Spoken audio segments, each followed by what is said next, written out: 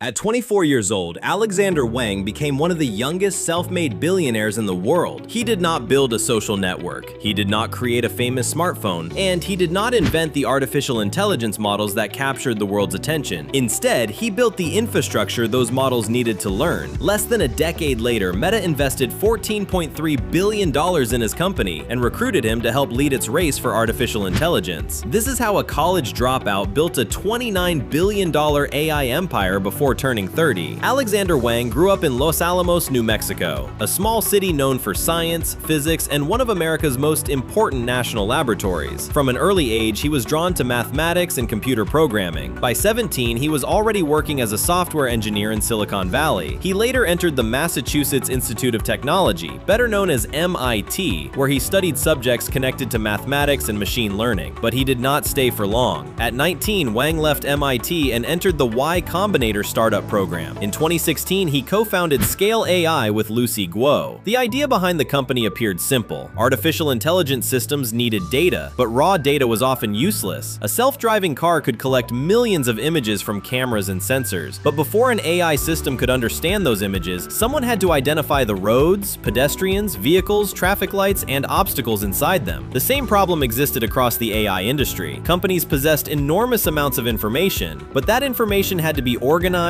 labeled, tested, and corrected before machines could learn from it. Scale AI built tools and systems to perform that work. It was not the most glamorous part of artificial intelligence, but it was essential. As interest in self-driving cars, robotics, government technology, and machine learning increased, demand for reliable training data grew with it. Scale became part of the hidden infrastructure behind the AI boom. Its customers and partners included major technology companies, enterprises, and government organizations. Investors began pouring money into the business. By 2021, Scale AI was valued at more than $7 billion. Wang owned enough of the company for his personal stake to be valued at approximately $1 billion.